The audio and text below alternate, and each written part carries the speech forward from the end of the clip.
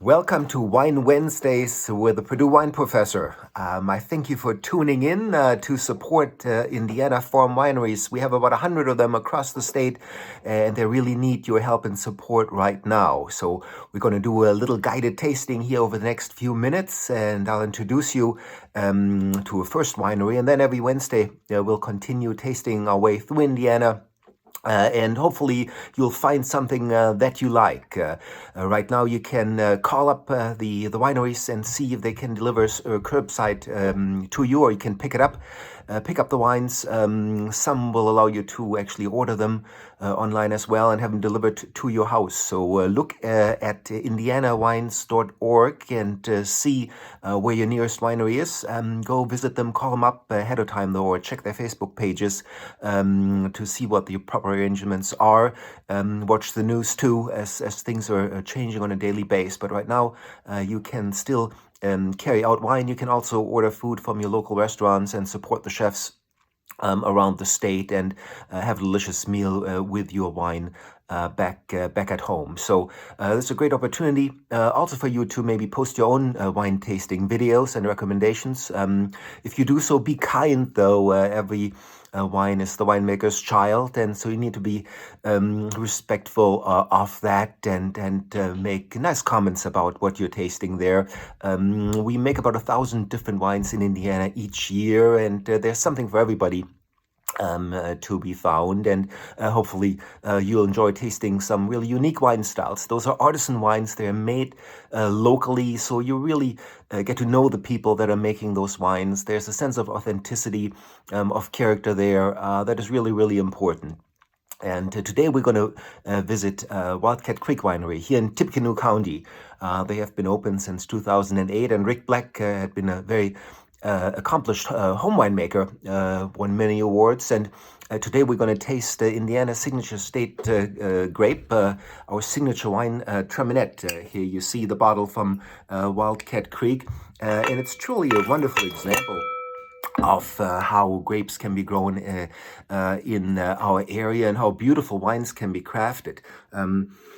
So when you have a chance to get yourself a bottle, just I'll kind of follow my simple instructions here of how to evaluate a wine. It's a beautiful variety. Traminette is actually the child of the ancient European grape variety Gewürztraminer and Native American grapes. So it's a really neat combination.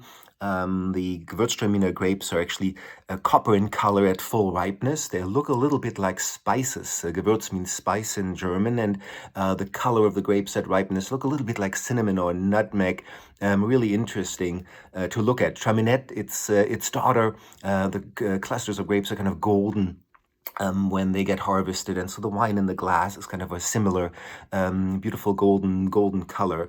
And so this is a beautiful opportunity to really stick your nose into the glass and evaluate what's going on in there. You can kind of take the wine apart. You can also take it more from a holistic approach and see it just for what the whole package is. But if you go into the details of the aromas, you see the classic floral notes here of rose petals, of violets, maybe the crocus you might see coming out of the soil right now here in Indiana. Those are the characters that we're looking for, but also beautiful citrus characters. Grapefruit and orange blossoms are in here, and then stone fruit. Peaches, nectarines, really ripe apricots. Really a whole range of beautiful characters. And the wine is finished with just a little touch of residual sugar. The winemaker's note actually states here, the fermentation is generally cooperative and the wine is in perfect balance. Once sweet grape juice is added back without further augmentation. So there's a touch of sweetness here just for the perfect balance. But this is really a wine that has been made very, very natural. And again, that in combination with the authenticity you get from knowing the winemaker, Rick and Kathy Black here, the couple in Lafayette, that's really what makes this wine taste extra nice. But I also want to give a shout out to their neighbors, Carpenter Creek up in Remington. and White Horse Winery in Monticello. They're also making stellar Traminets there, and they have won many, many medals and awards. Rick Black actually won Indiana Traminet of the Year a few years back for his Traminet. So those are really top wines that we're producing here in Indiana. So when you drink a glass of wine like this, you take in about 100 calories or so, which is great. But also remind you to take a walk around the block.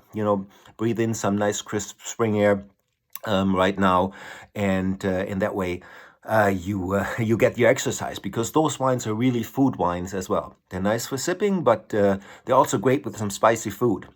As I said, order some takeout from your local Thai restaurant.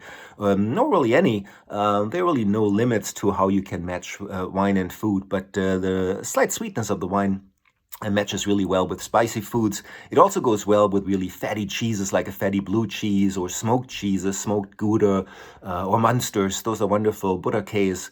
Those are great cheeses to eat this wine with. Or to drink this wine with, rather. And so it's really a matter of finding foods that you like.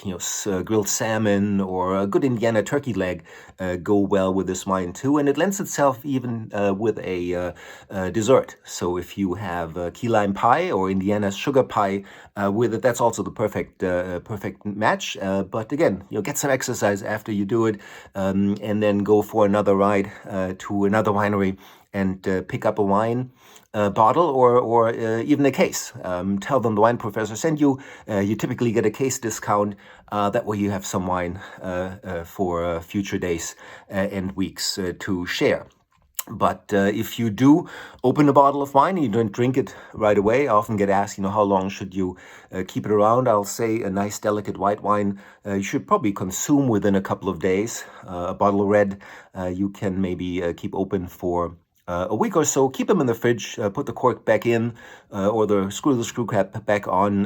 That way the aging reactions are a little bit delayed, slower, and the wine will still taste great when you take it back out. And when you do buy a bottle of wine, make sure you also donate an equal amount to your local food bank, or maybe to the United Way's COVID-19 response fund, so that you're also sharing the enjoyment of having a good meal every day with others. So that's really what it's all about. Go about, look at local wineries. If you're not in Indiana, look at other local wineries that are nearby. All those artisan craftsmen and women that are making those wine really need your support right now. And of course, Purdue alums are making wine all around the country. You can find Purdue winemakers in Michigan. You can find them in New Zealand. You can find them in California and Oregon. You can find them in South Africa. So there are many talented winemakers here in the state, as I said, more than 100, and many in other places as well. So just be adventurous, explore. That's what wine is all about. You don't need to know a lot about it. You just need to know how to enjoy it.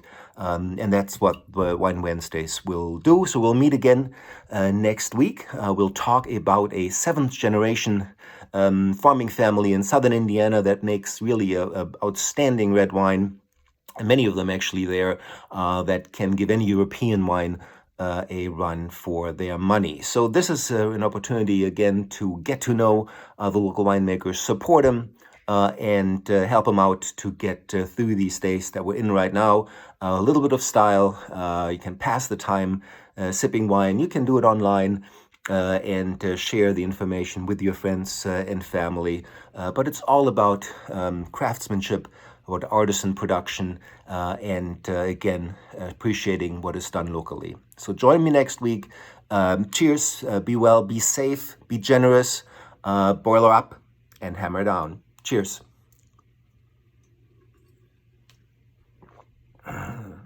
Good stuff.